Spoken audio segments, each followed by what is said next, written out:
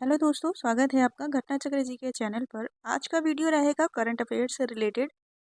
इस वीडियो में जनवरी से अक्टूबर 2024 तक जितने भी महत्वपूर्ण घटनाक्रम रहे हैं, जैसे कि राष्ट्रीय अंतर्राष्ट्रीय परिदृश्य या पुरस्कार योजना, साइंस टेक्नोलॉजी, चर्चित व्यक्ति या स्थल, सम्मेलन, महोत्सव, आर्थिक परिदृश्य या और खेल, और जितने भी विविध अन्य प्रकार के जो भी करंट अफेयर इसके अलावा बचता है उसको विविध में इंक्लूड करा के ख़त्म करा दिया जाएगा। और ये जो आज का पहला वीडियो है करंट अफेयर से रिलेटेड क्विक रिवीजन सीरीज़ के रूप में पहली वीडियो है।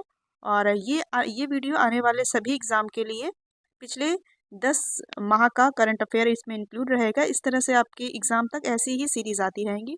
तो ये पहला वीडियो है, चलिए वीडियो को स्टार्ट करते हैं। पहला क्वेश्चन है, 16 सितंबर 2024 को प्रधानमंत्री नरेंद्र मोदी ने भारत की पहली नमो भारत रैपिड रेल का उद्घाटन किया।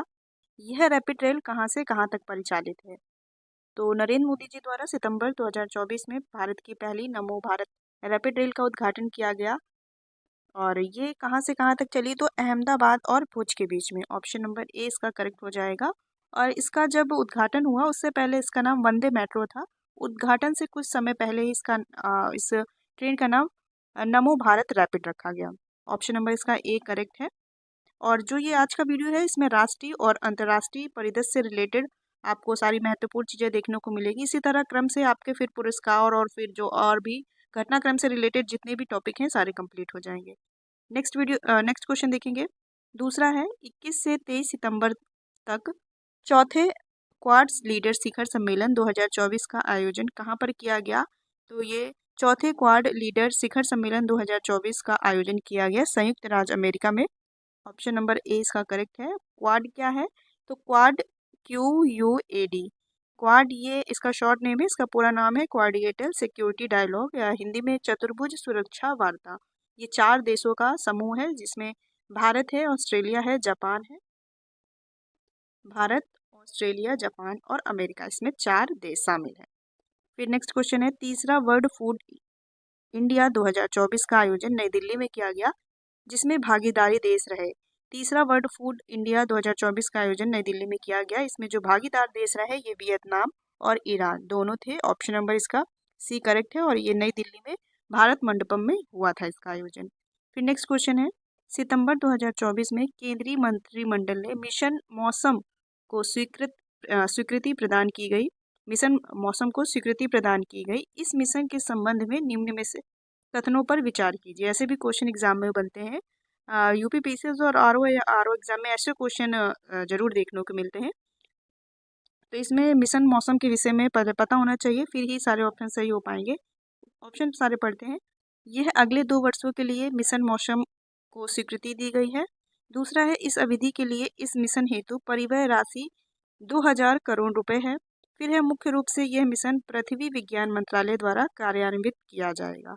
तो इसमें सारे ऑप्शन सही हैं, ये भी सही है, ये भी सही है, ये भी सही है। तो इसका करेक्ट आंसर हो जाएगा ऑप्शन नंबर डी, उपयुक्त सभी। ठीक है, इसका राइट आंसर हो जाएगा उपयुक्त सभी। फिर नेक्स्ट क्वेश्चन देखेंगे। और जो ये मिशन क्या नाम था इसका, मिशन मौसम, तो ये बेसिकली किस पर आधारित है? तो इसका मेन लक्ष्य भारत को हर मौसम के लिए तैयार रखना और जलवायु स्मार्ट बनाने से रिलेटेड है, याद रखेंगे। और प्रधानमंत्री नरेंद्र मोदी जी द्वारा इसको वीडियो कॉन्फ्रेंसिंग के जरिए इसको संबोधित किया गया था। फिर नेक्स्ट क्वेश्चन है, सितंबर 2024 में पहला अंतर्राष्ट्रीय सोलर महोत्सव का आयोजन कहाँ पर किया गया? ये पहला अंतर्राष्ट्रीय सोलर महोत्सव का आयोजन किया गया, इसलिए इंपॉर्टेंट है। इसका आयोजन किया गया था नई दिल्ली में। ऑप्शन नंबर ए इसका करेक्ट है, नई दिल्ली। 5 से 6 सितंबर को यह आयोजन किया गया था। फिर है, ई गवर्नेंस पर 27वां राष्ट्रीय सम्मेलन 2024 कहाँ पर आयोजित किया गया? तो ई गवर्नेंस पर 27वां राष्ट्रीय सम्मेलन 2024 का आयोजन किया गया मुंबई में। ऑप्शन नंबर इसका सी करेक्ट हो जाएगा। फिर नेक्स्ट क्वेश्चन है, फिर से वैसे ही क्वेश्चन है, लॉन्ग क्वेश्चन है। निम्नलिखित कथनों पर विचार कीजिए। पहला है, 3 से 5 सितंबर 2024 के मध्य प्रधानमंत्री नरेंद्र मोदी ब्रुनोई दारुसलाम और सिंगापुर की यात्रा पर रहे। फिर दूसरा है, यह किसी भारतीय प्रधानमंत्री की ब्रुनोई दारुसलाम की पहली द्विपक्षीय यात्रा थी। तो इसको आपको बताना है इसमें से कौन सा कथन सही बता रहा है। तो ये इसमें दोनों कथन ही सही हैं। ऑप्शन नंबर सी इसका करेक्ट हो जाएगा। 1 और 2 दोनों कथन सही हैं। प्रधानमंत्री नरेंद्र मोदी ब्रुनोई और दारुसलाम और सिंगापुर की यात्रा पर रहे और ये किसी भारतीय प्रधानमंत्री की ब्रुनोई दारुसलाम की ये पहली द्विपक्षीय यात्रा थी। और ब्रुनोई दारुसलाम के सुल्तान हाजी हसनल बोल्किया हैं, राजधानी इसकी बंदर सेरी बेगवान है और सिंगापुर के प्रधानमंत्री इंपॉर्टेंट है लॉरेंस वोंग, ये भी आप नाम याद रखेंगे। फिर नेक्स्ट क्वेश्चन है, पश्चिम बंगाल विधानसभा द्वारा पारित अपराजिता महिला एवं बाल विधेयक पश्चिम बंगाल आपराधिक कानून संशोधक विधेयक 2024 के प्रावधानों के संबंध में निम्न विकल्पों में से कौन सा कथन सही नहीं है। जो अभी हाल ही में घटना हुई थी पश्चिम बंगाल में, ट्रेनी डॉक्टर के साथ प्रशिक्षु जो डॉक्टर थी उनके साथ एक दुष्कर्म की घटना हुई, अ, तो उससे ही रिलेटेड ये एक नया आपराधिक कानून संशोधन विधेयक पारित किया गया। इसमें बताना है कौन सा कथन सही नहीं है। तो पहला है, इसमें इस विधेयक में बलात्कार और हत्या के दोषी व्यक्ति के लिए फांसी की सजा का प्रावधान है, सही है। फिर है, इसमें चार्जशीट दायर करने के 40 दिनों की अवधि के भीतर सजा सुनाने का प्रावधान है। फिर अगला है, अपराधी की मदद करने वाले व्यक्ति को 5 वर्ष की सजा का प्रावधान है। फिर अगला है, पीड़िता की पहचान उजागर करने वालों के खिलाफ 3 से 5 वर्ष की सजा का प्रावधान है। तो इसमें जो पूछा जा रहा है इसमें सही नहीं है, तो इसमें बी विकल्प है, ये सही नहीं है, क्योंकि जो ये 40 दिन की अवधि के भीतर जो सजा सुनाने का प्रावधान है, ये 40 दिन के ना भीतर 36 दिन के अंदर है। तो इस हिसाब से आपका correct answer option number B हो जाएगा, क्योंकि ये गलत है। इसमें 36 जो चार्जशीट दायर करने के 36 दिनों की अवधि के भीतर ही सजा सुनाने का प्रावधान है। और जो सारे ये सभी करेक्ट हैं, तो आप इनको भी ध्यान में रखेंगे, इससे भी क्वेश्चन बन सकता है। फिर नेक्स्ट क्वेश्चन देखेंगे, निम्न में से किसकी अध्यक्षता में संसद की लोक लेखा समिति का गठन किया गया। तो ये के सी वेणुगोपाल, ये एक वरिष्ठ कांग्रेसी नेता है, इनकी ही अध्यक्षता में लोक लेखा समिति का गठन किया गया। और आपने संविधान में पढ़ा होगा, प्राक्कलन समिति की जुड़वा बहन के रूप में ये लोक लेखा समिति को जाना जाता है। फिर नेक्स्ट क्वेश्चन है, अगस्त 2024 में भारत के 3 नए रामसल आर्द्रभूमि को रामसल स्थल घोषित किया गया। इन 3 नए रामसल स्थल के साथ अब भारत में कुल कितने रामसल स्थलों की संख्या कितनी हो गई है। तो अभी तक आप पढ़ते आ रहे थे 2023 तक तो 75 थी, लेकिन अब बढ़कर हो गई है 85, क्योंकि 10 अभी और इंक्लूड हो गए हैं, लेकिन इसमें अगस्त 2024 का पूछा गया है। तो इसमें 3 नए शामिल किए गए थे। कौन कौन से थे, इसका right answer option number D है। 3 नए थे, ये नंजरायण पक्षी अभ्यारण्य, और ये तमिलनाडु में ही है। और तमिलनाडु के ये 2 हैं, काजू वेली अभ्यारण्य। तमिलनाडु के 2 हैं, नंजायरण पक्षी अभ्यारण्य और काजू वेली पक्षी अभ्यारण्य। और मध्य प्रदेश का तवा जलाशय है, ठीक है, मध्य प्रदेश का तवा जलाशय, ये अभी लेटेस्ट 3 है। इसके पहले भी जो 7 और शामिल किए गए थे अगस्त के पहले, उसमें भी कर्नाटक के 3 थे, अंक समुद्रम, अघानशिनी, मगदी केरे, आपने पढ़ा भी होगा। कर्नाटक के 3 थे, तमिलनाडु के कराईवेट्टी और लॉन्गवुड शोला रिजर्व वन था। और फिर उसके बाद जून में फिर बिहार की 2, जो बिहार में अभी तक एक ही रामसर साइट थी जो कि वाल्मीकि विहार था, लेकिन उसके बाद बिहार के अभी 2 नए और रामसर स्थल घोषित किए गए जून में, नागी पक्षी अभ्यारण्य और नकटी पक्षी विहार। फिर उसके बाद 3 ये हो गए जो अभी ये अगस्त वाले हैं। तो इस तरह मिलाकर अब 75 से बढ़कर 85 रामसर स्थल टोटल भारत में हो गई हैं, और सबसे अधिक तमिलनाडु में है, शायद 16 है तमिलनाडु में। फिर अगला क्वेश्चन देखेंगे, एकीकृत पेंशन योजना को मंजूरी देने वाला भारत का पहला राज्य कौन सा बन गया है। तो एकीकृत जो यूनिफाइड पेंशन स्कीम को मंजूरी देने वाला भारत का पहला राज्य बन चुका है। ऑप्शन नंबर ए इसका करेक्ट रहेगा, महाराष्ट्र। ये क्या है, तो यूपीएस एक नई पेंशन योजना है जो सेवानिवृत्ति के बाद, मतलब रिटायरमेंट के बाद, सरकारी कर्मचारियों को आजीवन वित्तीय सहायता की गारंटी देती है। ये टीवी सोमनाथन समिति 2023 की सिफारिश के बाद लाया गया और इसकी मंजूरी डेट 23 अगस्त 2024 है। और भी इसके महत्वपूर्ण तथ्य हैं, ये भी देख लेंगे। इसमें कम से कम 25 साल की सेवा करने वाले कर्मचारियों को सेवानिवृत्ति से पहले के आखिरी 12 दिनों के औसत वेतन का 50% के तौर पर मिलेगा। कम से कम 10 साल की सेवा करने वाले कर्मचारियों को सेवानिवृत्ति पर कम से कम 10,000 रुपये प्रति माह पेंशन मिलेगी, और कर्मचारी की मृत्यु के बाद उसकी पेंशन का 60% जो रहेगा वार्षिक पेंशन के तौर पर दिया जाएगा। ये जो यूपीएस नई पेंशन सिस्टम है उसके सारे महत्वपूर्ण बिंदु हैं, इनको भी आपको पता होना चाहिए। एग्जाम में इससे भी रिलेटेड चीज़ें पूछी जा सकती हैं। चलिए अगला क्वेश्चन देखेंगे, प्रधानमंत्री नरेंद्र मोदी जी द्वारा हाल ही में उद्घाटित वाडवर्ल्ड, या इसका दूसरा नाम है वधावन, इसको वधावन के रूप में भी पढ़ा जा सकता है, बंदरगाह कहाँ पर स्थित है, इसका उद्घाटन किया है नरेंद्र मोदी जी द्वारा। तो ये स्थित है ऑप्शन नंबर सी इसका करेक्ट रहेगा महाराष्ट्र, महाराष्ट्र के पालघर में। ठीक है, याद रखेंगे इसको। फिर नेक्स्ट क्वेश्चन है, अगस्त 2024 में किसने चिकित्सा से संबंधित पेशेवर की सुरक्षा हेतु 14 सदस्यीय राष्ट्रीय कार्यबल या एनटीएफ गठित किया? तो ये भी उससे ही रिलेटेड है जो कलकत्ता में प्रशिक्षु जो डॉक्टर थी उनके साथ दुर्घटना घटित हुई, दुष्कर्म फिर हत्या, तो उसकी ही सुनवाई हेतु ये नया सदस्यीय राष्ट्रीय कार्यबल एनटीएफ गठन किया गया। तो ये किसके द्वारा गठन किया गया पूछा जा रहा है, तो ये उच्चतम न्यायालय द्वारा जल्दी से जल्दी सुनवाई के लिए। ठीक है, ऑप्शन नंबर ए इसका सही रहेगा। फिर अगला क्वेश्चन है, निम्न कथनों पर विचार कीजिए। ऐसे क्वेश्चन थोड़ा मुश्किल होते हैं क्योंकि इसके विषय में आपको काफ़ी सारी चीज़ें पता होनी चाहिए। तो ऐसे भी क्वेश्चन एग्जाम में बनते हैं, तो इसलिए इसकी प्रैक्टिस जरूर होनी चाहिए कि आप पढ़ के कम से कम उसको सावधानी पूर्वक पढ़ते हुए ये सही किया जा सके। देखेंगे इसके पॉइंट्स। 19 से 21 अगस्त 2024 के मध्य मलेशिया के प्रधानमंत्री दातो सेरी अनवर बिन इब्राहिम भारत की राजकीय यात्रा पर रहे। फिर दूसरा है पॉइंट इसमें, इस यात्रा के दौरान दोनों देशों के बीच में 9 समझौता ज्ञापनों पर हस्ताक्षर हुआ। तो इसके दोनों ही पॉइंट करेक्ट हैं। इसका राइट आंसर हो जाएगा ऑप्शन नंबर सी, 1 और 2 दोनों ही इसके ऑप्शन सही है। फिर नेक्स्ट क्वेश्चन है, हाल ही में 28वां दिल्ली पुस्तक मेला 2024 का आयोजन किया गया। तो ये कहाँ पर किया गया इसका आयोजन, तो नई दिल्ली में किया गया। ऑप्शन नंबर ए इसका करेक्ट है।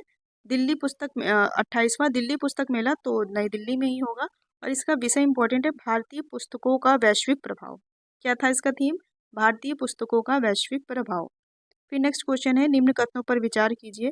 5 से 10 अगस्त 2024 के मध्य राष्ट्रपति द्रौपदी मुर्मू जी द्वारा फिजी, न्यूजीलैंड और तिमोर लेस्ते की राजकीय यात्रा पर रहीं। ये भारत के किसी राष्ट्राध्यक्ष की फिजी और तिमोर लेस्ते की पहली यात्रा थी। तो इसमें पूछ रहा है कि कौन सा मतलब बताना है आपको कौन सा कथन सही है कौन सा नहीं कथन सही है। तो इसका राइट आंसर हो जाएगा ऑप्शन नंबर ए। 5 से 10 अगस्त के मध्य राष्ट्रपति द्रौपदी मुर्मू फिजी, न्यूजीलैंड और तिमोर लेस्ते की यात्रा पर रही, और ये वाला ऑप्शन गलत है। ठीक है, तो राइट आंसर नहीं, ये भारत के किसी राष्ट्राध्यक्ष की फिजी और तिमोर लेस्ते की पहली यात्रा थी, सही है ऑप्शन, ये इसका दूसरा करेक्ट, ये वाला राइट नहीं होगा। इसका right answer option number C है, 1 और दोनों दोनों ही आपके क्वेश्चन ये सही है, दोनों ही पॉइंट सही है।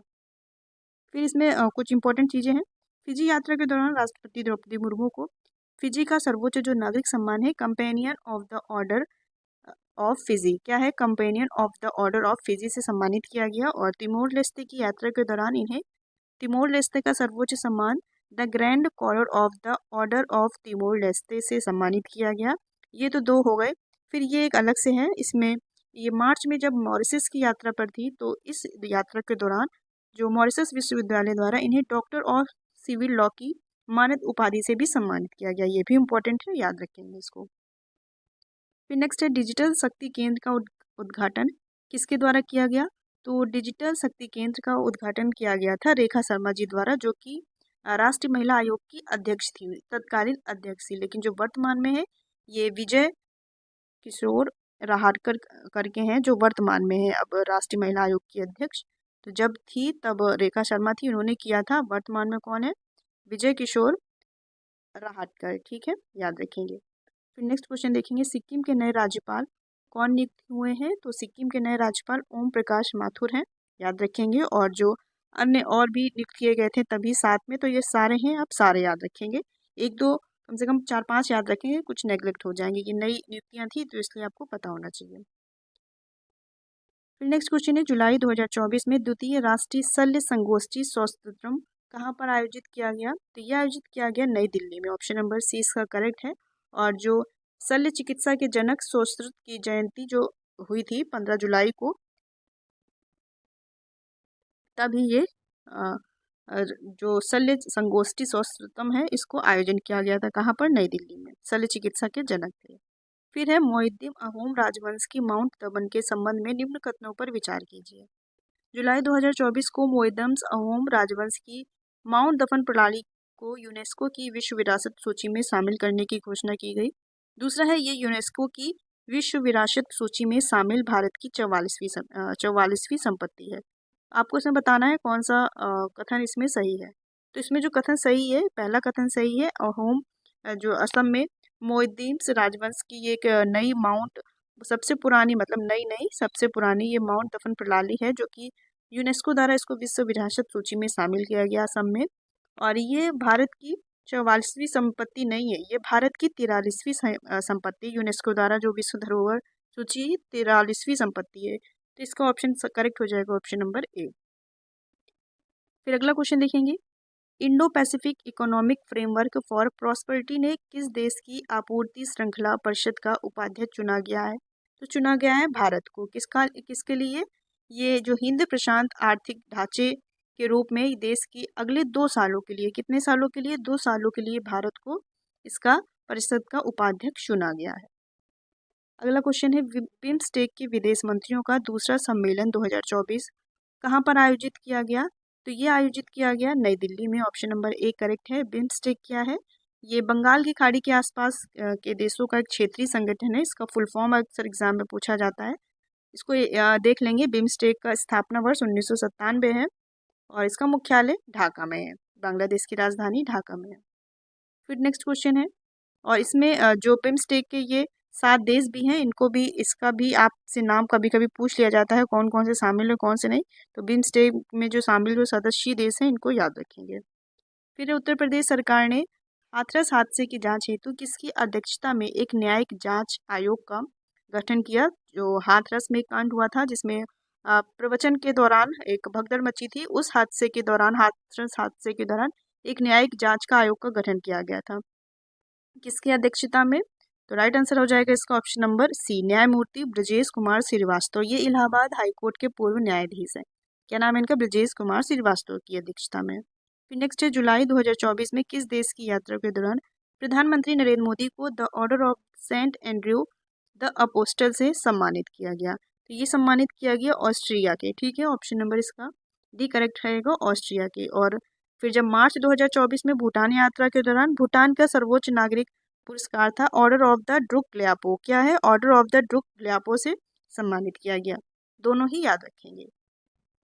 फिर नेक्स्ट देखेंगे, जुलाई 2024 में झारखंड की अभ्रक खादानों को बाल श्रम मुक्त घोषित किया गया। इस संबंध में निम्न कथनों पर विचार कीजिए।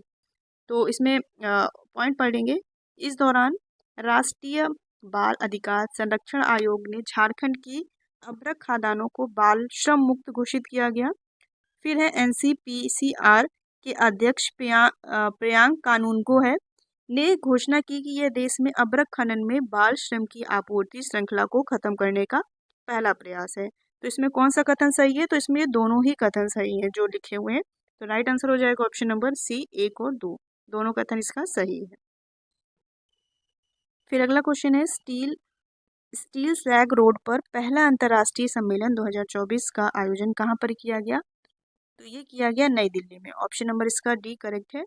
पहला ये अंतर्राष्ट्रीय सम्मेलन था स्टील स्लैग पर। तो ये होता है क्या है स्टील स्लैग? तो ये स्टील निर्माण की प्रक्रिया के दौरान उत्पन्न होने वाला एक प्रमुख अपशिष्ट है, ठोस अपशिष्ट है। ठीक है, ऑप्शन नंबर इसका डी करेक्ट रहेगा।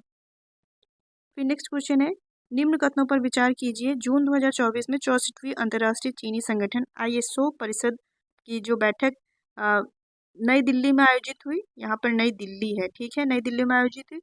फिर है ISO का मुख्यालय लंदन यूके में है। तो ये इसके दोनों ही ऑप्शन सही है। तो इसका राइट आंसर हो जाएगा ऑप्शन नंबर सी, 1 और 2 दोनों ही करेक्ट है। फिर है NTA के माध्यम से, NTA क्या है? नेशनल टेस्टिंग एजेंसी के माध्यम से परीक्षाओं के पारदर्शी, सुचारू और निष्पक्ष संचालन को सुनिश्चित करने हेतु किसकी अध्यक्षता में विशेषज्ञों की एक उच्च स्तरीय समिति का गठन किया गया? तो ये गठन किया गया डॉक्टर के राधाकृष्णन की समिति की जांच समिति के पर आधारित। ऑप्शन नंबर इसका ए करेक्ट है। और ये इसरो के पूर्व अध्यक्ष रह चुके हैं। NTA के माध्यम से जो परीक्षा आयोजित कराई जाती है, परीक्षा को पारदर्शी, सुचारू और निष्पक्ष तरीके से करने के लिए, तो ये डॉक्टर के राधाकृष्णन की अध्यक्षता में ही एक समिति का गठन किया गया। ऑप्शन नंबर ए करेक्ट है। फिर जून 2024 में नरेंद्र मोदी जी ने कहाँ से प्रधानमंत्री किसान सम्मान निधि जो PM किसान की 70वीं किस्त जारी की है? तो ये जारी की है उत्तर प्रदेश के वाराणसी से। ऑप्शन नंबर इसका सी करेक्ट है। और जो ये योजना है इसकी शुरुआत कब हुई थी ये भी पूछा जा सकता है। तो फरवरी 2019 में किसान सम्मान निधि योजना की शुरुआत की गई थी। नेक्स्ट क्वेश्चन है, क्षय रोग जो TB होता है उसमें उन्मूलन में भारत सरकार का लक्ष्य क्या है? कब तक इसको समाप्त करने का लक्ष्य रखा गया है? तो ये रखा गया है 2025 तक, ऑप्शन नंबर ए करेक्ट है। नेक्स्ट है मई 2024 में किस देश ने वर्ष 2024-26 के लिए कोलंबो प्रक्रिया की अध्यक्षता संभाली है? तो ये संभाली है भारत ने। ठीक है, भारत ने संभाली है, ऑप्शन नंबर इसका बी राइट है। और कोलंबो प्रक्रिया है क्या? यह एक क्षेत्रीय परामर्श मंच है जिसमें एशिया के 12 सदस्य देश शामिल हैं। और जो इसका गठन कब हुआ था? तो इसका गठन 2003 में हुआ था और भारत इसमें स्थापना के समय से ही इसका सदस्य रहा है। नेक्स्ट क्वेश्चन देखेंगे। विश्व का पहला 100% बायोडिग्रेडेबल पेन भारत में लॉन्च किया गया। इस बायोडिग्रेडेबल पेन को किसने लॉन्च किया? तो किसके द्वारा लॉन्च किया गया है?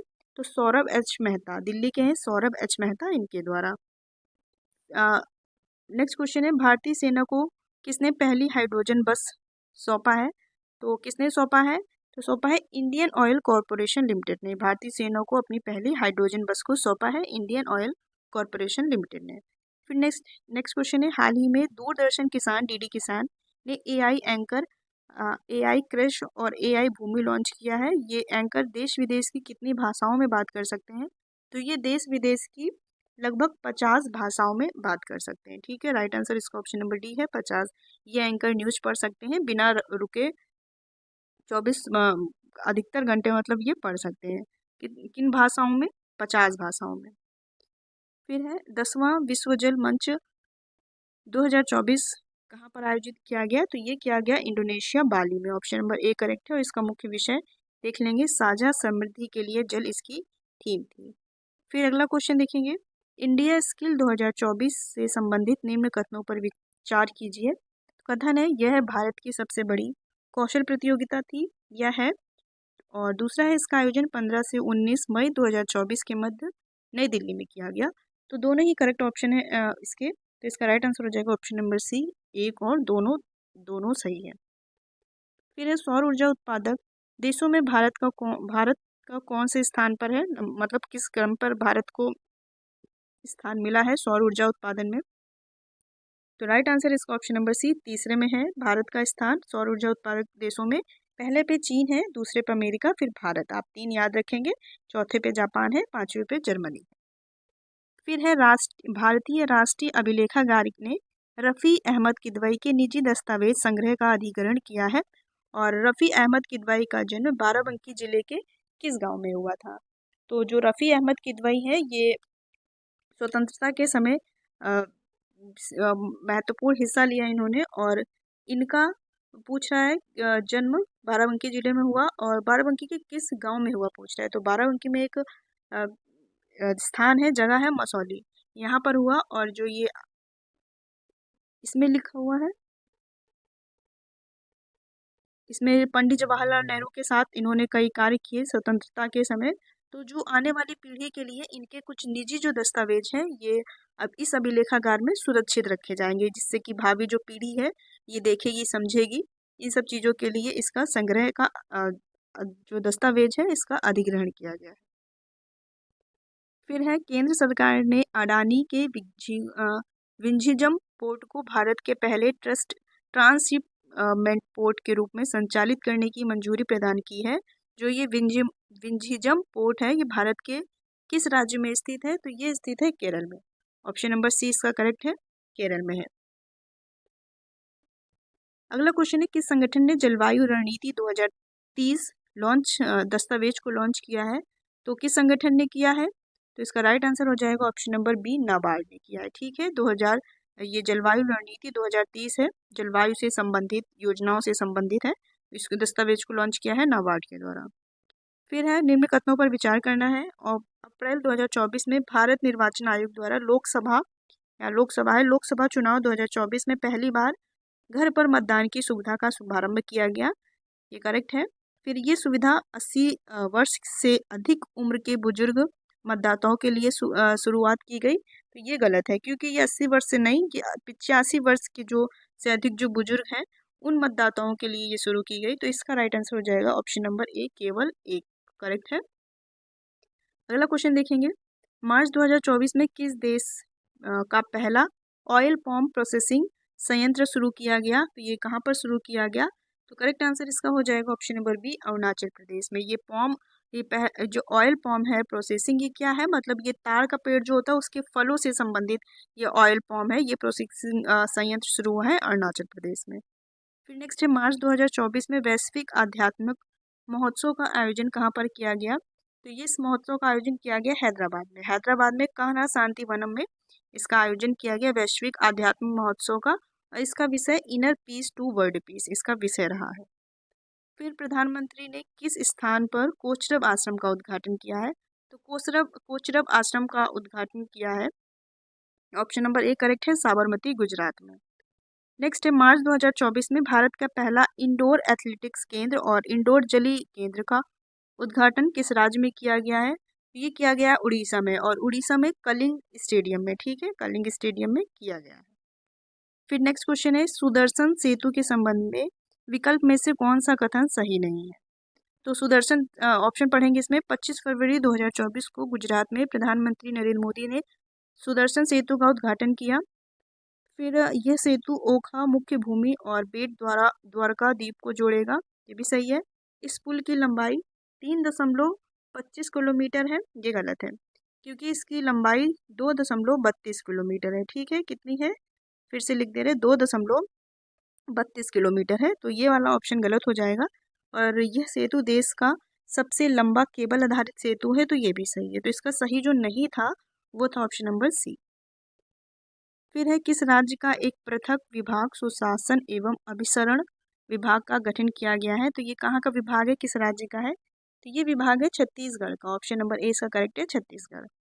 फिर नेक्स्ट क्वेश्चन, भारत के पहले खगोल पर्यटन अभियान नक्षत्र सभा का प्रारंभ किस राज्य में किया गया है। तो ये किया गया है उत्तराखंड में। ये पहला खगोल पर्यटन अभियान के तहत ये नक्षत्र सभा का प्रारंभ किया गया है, कहाँ पर, उत्तराखंड में। इससे क्या होगा, ये खगोल पर्यटन और स्थानीय विरासत को वहाँ का बढ़ावा मिलेगा इससे। फिर नेक्स्ट है अगला, मई 2024 में साइबर सुरक्षा अभ्यास 2024 कहाँ पर आयोजित किया गया। तो ये नई दिल्ली में, ऑप्शन नंबर इसका सी करेक्ट है, कहाँ पर किया गया, नई दिल्ली में। फिर नेक्स्ट है मार्च 2024 में अल्पसंख्यक कार्य मंत्रालय ने किस विश्वविद्यालय में जैन पांडुलिपि विज्ञान केंद्र की स्थापना हेतु मंजूरी प्रदान की गई। तो ये गुजरात विश्वविद्यालय में जैन पांडुलिपि विज्ञान केंद्र की स्थापना की जाएगी गुजरात विश्वविद्यालय में। और बनारस विश्वविद्यालय में यहाँ पर उत्तर भारत का पहला मानव डीएनए बैंक बनाया जा रहा है। उत्तर प्रदेश में उत्तर भारत का पहला मानव डीएनए बैंक बनाया जा रहा है, कहाँ पर, बनारस विश्वविद्यालय में, याद रखेंगे साथ में ये थी। फिर दुनिया की पहली 3D प्रिंटेड मस्जिद का निर्माण कहाँ पर किया गया है। तो ये किया गया है सऊदी अरब में, ऑप्शन नंबर ए करेक्ट है, सऊदी अरब। फिर अगला क्वेश्चन है कौन सा देश भारत की जन औषधि योजना से जुड़ने वाला पहला देश बन गया है।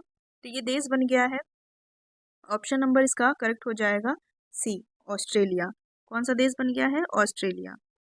फिर अगला क्वेश्चन है, ये वाला क्वेश्चन हो गया। नेक्स्ट क्वेश्चन है किस राज्य में 36वां राष्ट्रीय पुस्तक मेला का आयोजन किया गया। तो इसका पुस्तक मेला का आयोजन किया गया हैदराबाद में, ऑप्शन नंबर डी करेक्ट है, हैदराबाद। फिर नेक्स्ट है दुनिया का सबसे ऊंचा रेलवे ब्रिज किस नदी पर बनाया गया। तो दुनिया का सबसे ऊंचा रेलवे ब्रिज बना है चिनाब नदी पे, जो कि जम्मू कश्मीर में है, चिनाब नदी पर बना है। फिर नेक्स्ट है किस राज्य में प्रधानमंत्री नरेंद्र मोदी जी ने भारत की पहली अंडर वाटर मेट्रो सेवा का उद्घाटन किया। ये किया Kolkata, option number D correct है। फिर है किस राज्य में भारत एशिया का पहला राष्ट्रीय डॉल्फिन रिसर्च सेंटर का उद्घाटन किया गया। तो ये एशिया का पहला राष्ट्रीय डॉल्फिन रिसर्च सेंटर है जिसका उद्घाटन किया गया बिहार में, ऑप्शन नंबर बी करेक्ट है, बिहार में पटना में किया गया और गंगा नदी के किनारे। फिर है मार्च 2024 में कौन सा देश नाटो का 32वां सदस्य देश बन गया है। तो नाटो का जो 32वां सदस्य देश बन गया है ये स्वीडन है, ऑप्शन नंबर ए इसका करेक्ट है। ये नाटो क्या है, नॉर्थ अटलांटिक ट्रीटी ऑर्गेनाइजेशन है, ये उत्तरी अटलांटिक संधि संगठन है। इसका गठन 1949 में हुआ, इसका मुख्यालय बेल्जियम में।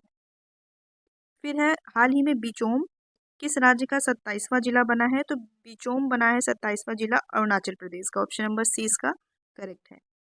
फिर है किस देश को खसरा और रुबेला चैंपियन पुरस्कार 2024 से सम्मानित किया गया। तो ये अपने भारत को किया गया, खसरा और रुबेला चैंपियन पुरस्कार से सम्मानित किया गया, बीमारी है इसे सम्मानित किया गया। फिर है किस राज्य में हमारा संविधान हमारा सम्मान अभियान का आयोजन किया गया। तो ये जो आयोजन किया गया ऑप्शन नंबर डी करेक्ट है, राजस्थान में किया गया। जो राजस्थान में किया गया ये मार्च में किया गया, ठीक है। और इसके बाद भी एक किया गया दूसरा, जो किया गया उत्तर प्रदेश में, ठीक है, उत्तर प्रदेश प्रयागराज में किया गया।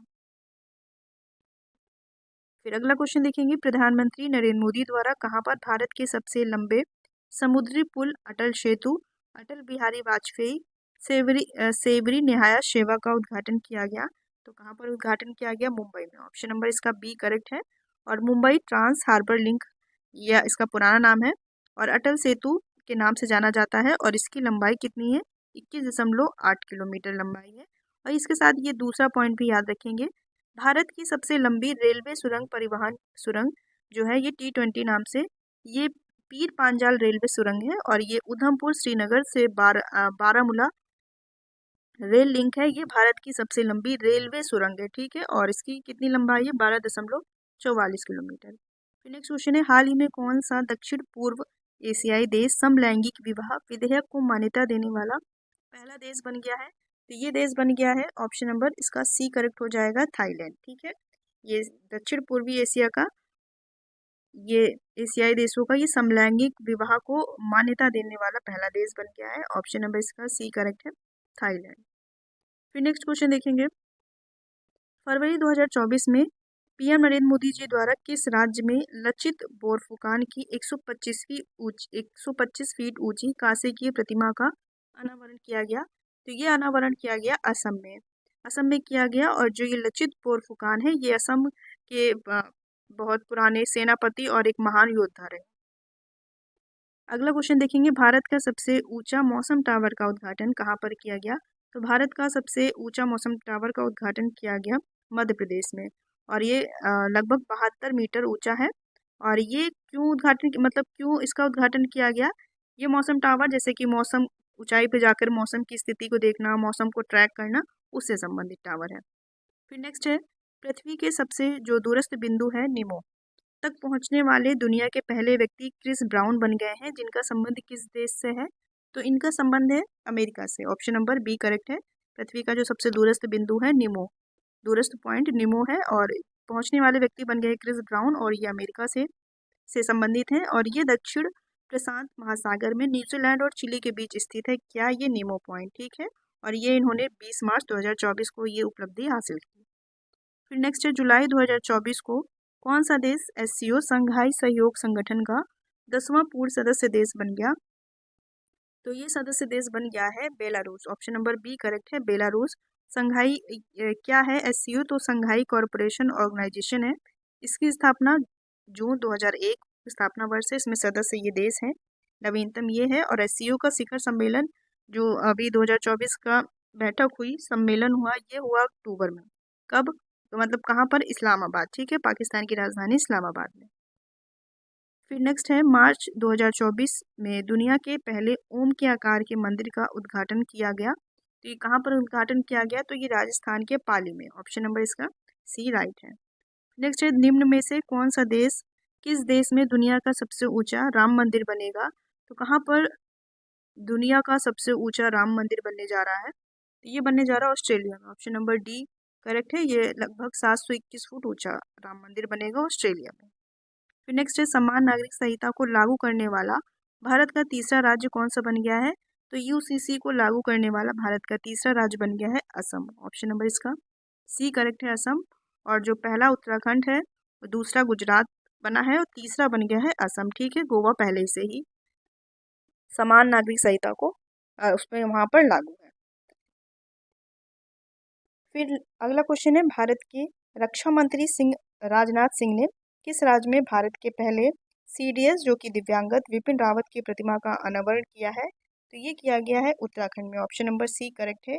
जो हमारे पहले सीडीएस चीफ डिफेंस स्टाफ के थे, तो इनका निधन हो गया। ये इनका निधन कब हुआ? 8 दिसंबर 2021 को तमिलनाडु के कुन्नूर के पास एक हेलीकॉप्टर दुर्घटना में ये शहीद हो गए थे। और जो अब वर्तमान में सीडीएस है अनिल चौहान है। तो इनकी ही प्रतिमा का अनावरण किया गया था उत्तराखंड में। ऑप्शन नंबर इसका सी करेक्ट रहेगा। फिर नेक्स्ट देखेंगे, निम्न में से किस राज्य में देश के पहले डिजिटल संग्रहालय की आधारशिला रखी गई? ये रखी गई हैदराबाद में, ठीक है। ये देश का पहला डिजिटल राष्ट्रीय संग्रहालय है, इसकी आधारशिला हैदराबाद में रखी गई। और दक्षिण भारत सांस्कृतिक केंद्र का उद्घाटन भी हैदराबाद में किया गया।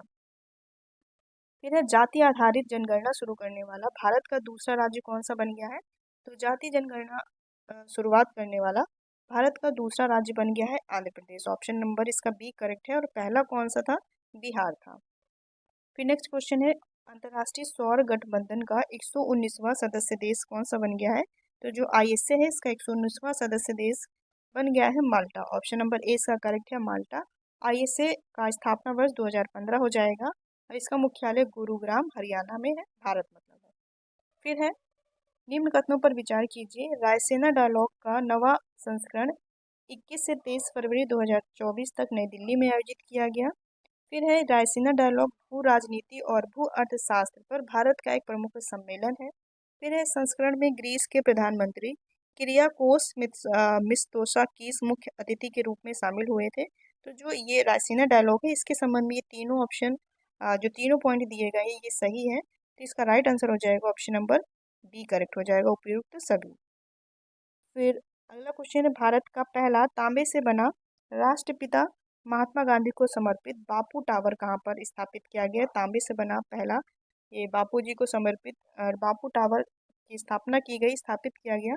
ये कहाँ पर है, बिहार में। ऑप्शन नंबर बी करेक्ट है, बिहार। और ये 120 फीट ऊंचा है, ऊंचाई भी याद रखेंगे। फिर नेक्स्ट और लास्ट क्वेश्चन है अयोध्या स्थित भव्य राम मंदिर का उद्घाटन रामलला की मूर्ति की जो प्राण प्रतिष्ठा का शुभारंभ जो प्राण प्रतिष्ठा का आयोजन किया गया ये कब किया गया, डेट इंपॉर्टेंट है।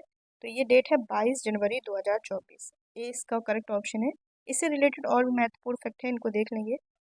अयोध्या राम मंदिर में स्थापित रामलला की मूर्ति प्रसिद्ध मूर्तिकारक जो कर्नाटक के हैं, इनका नाम है अरुण योगीराज द्वारा बनाई गई।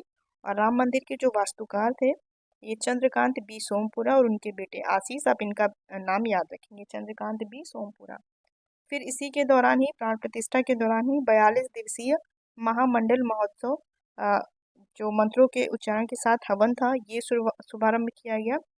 फिर राम मंदिर के प्राण प्रतिष्ठा के अवसर पर PM द्वारा श्री राम जन्मभूमि मंदिर पर 6 स्मारक डाक टिकट भी जारी किए गए, जिनमें राम मंदिर, भगवान गणेश, भगवान हनुमान, जटायु के वटराज और माँ सबरी के जारी किए थे।